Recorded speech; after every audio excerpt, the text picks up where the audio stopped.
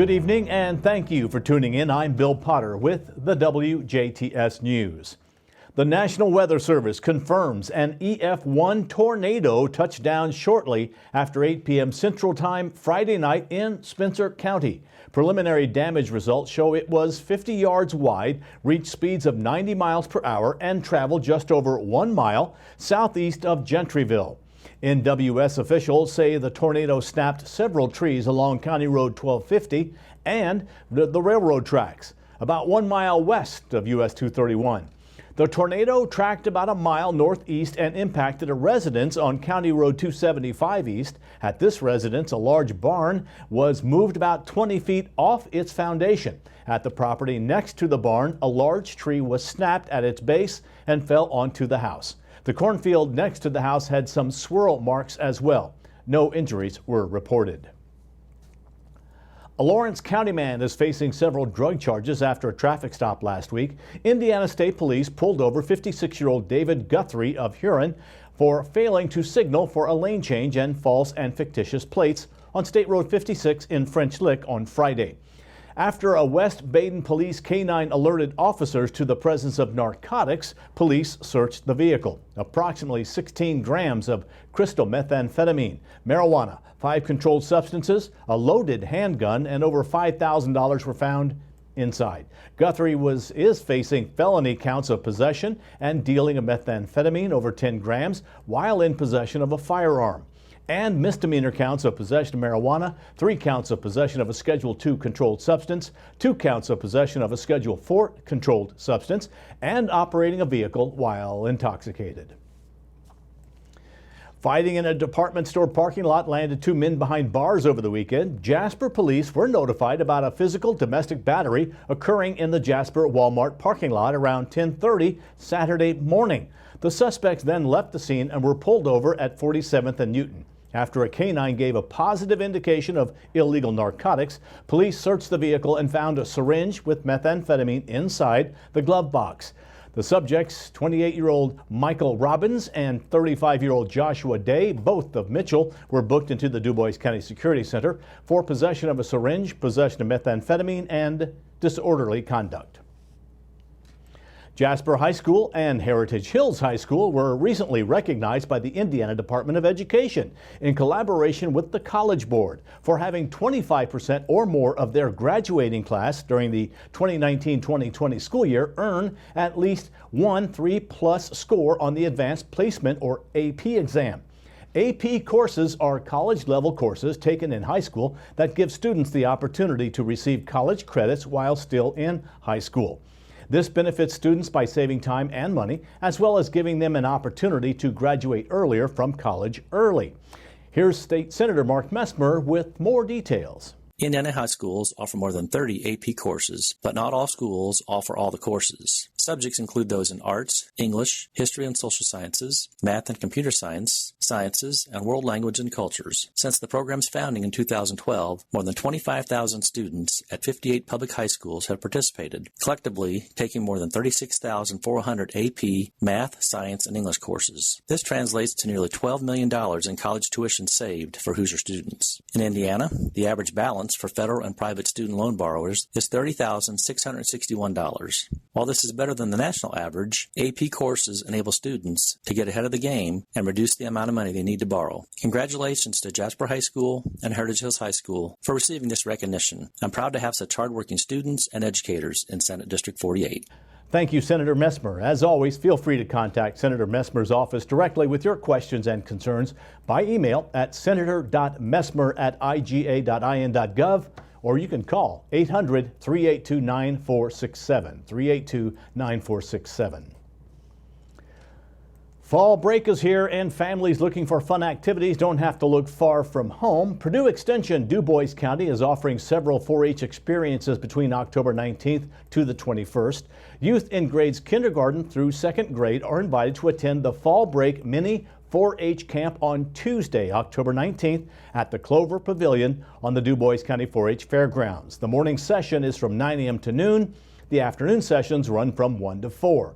Sessions are full of fall-themed activities and crafts with pumpkins, leaves, and other fun activities. RSVP to this event by signing up for 4-H at vh.4honline.com and registering under the Events tab in 4-H Online. Now, youth in grades 3rd through 12th grade are invited to attend the Fall Break STEM Spark Club on Wednesday, October 20th at the Clover Pavilion on the DuBois County 4-H Fairgrounds. The day is full of hands-on activities, science, problem solving, and teamwork, including the 2021 4-H STEM Challenge and exploring the Galactic Quest.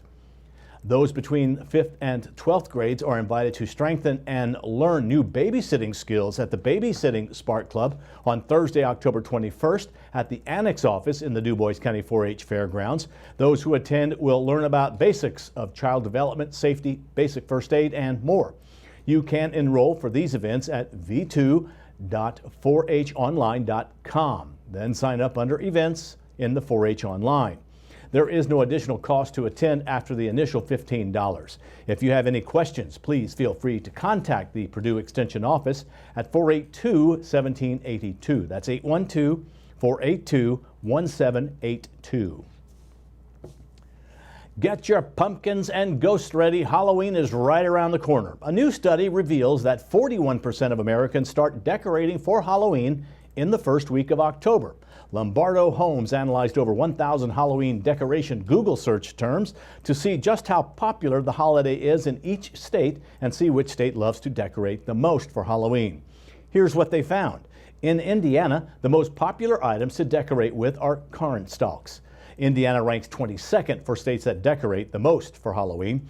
The top 5 states that decorate the most: Utah, Illinois, New Jersey, Texas, and New Mexico.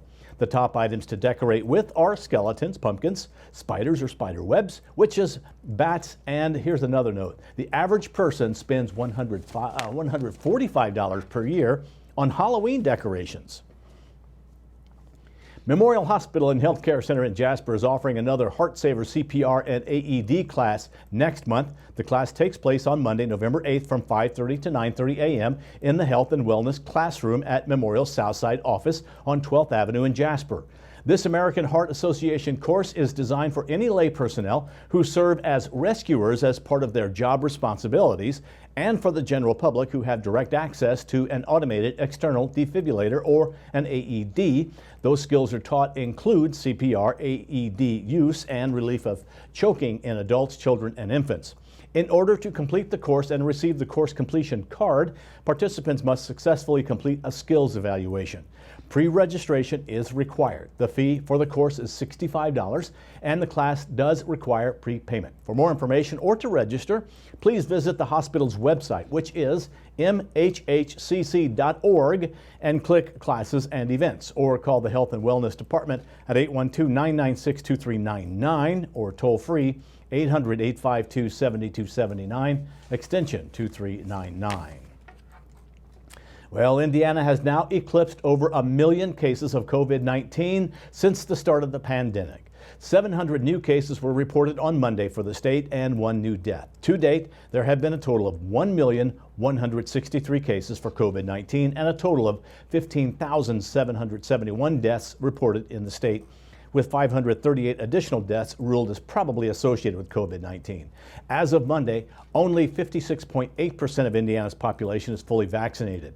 98.536% of Indiana's COVID numbers are for those who are unvaccinated. Of those who are vaccinated, only 1.464 have experienced a breakthrough case of COVID, and only 0.031% have been hospitalized, and only 0.015% of those who are vaccinated have died from COVID, with an average age of 79 for breakthrough deaths. DuBois County saw 17 new cases and 1 new death reported over the weekend, with no new cases reported today. The Indiana Department of Health reported a 7-day positivity rate for DuBois County of 10.9% amongst all tests and 22.9% amongst unique individuals. As of right now, only 61.2% of the county is fully vaccinated. For the surrounding counties, as of Monday, Spencer had 4 new cases with 53.5% of its population vaccinated. Davies had 3 new cases with 38.4% of its population vaccinated. Martin showed one new case with 42.8% of its population vaccinated. Lawrence has no new cases with 51.1% of its population vaccinated. Orange County has two new cases with 51.2% of its population vaccinated. Pike County showed three new cases with 44.8% of its population vaccinated. Crawford has no new cases with 48.4% of its population vaccinated. Now Perry, also no new cases. 60% of its population is vaccinated. And Warwick showed 6 new cases with 66.5% of its population vaccinated. 21% of ICU beds for Indiana District 10 are in use for COVID alone. If you haven't been vaccinated, schedule your first shot by going to ourshot.in.gov. And a reminder, a culvert pipe replacement project could cause some delays near Petersburg this week. NDOT maintenance crews are closing State Road 356 near East Jasper Road on or before Thursday or on or around Thursday, October 21st to replace a drainage culvert crossing all lanes of traffic. Work will require complete excavation of the existing structure, replacement, and backfill. Crews will allow the fill material to compact under normal traffic conditions before returning later to replace the top layer of asphalt. Work is expected to last for about a day, depending on weather conditions. The operation will begin after morning peak traffic times, and the road is expected to reopen before afternoon peak traffic times. During this project, the road will be completely closed to through traffic. Local traffic will have access up to the point of closure, but through traffic should use the official detour following State Road 257, US 50, and State Road 57. Again, that's near Petersburg. NDOT urges drivers to slow down and stay alert near crews. And now stay tuned. Monday with the Mayor with Ann Powell and Jasper Mayor Dean Vonderheide. And your weekly forecast along with sports with Kurt Guxell are still to come on 18 WJTS News.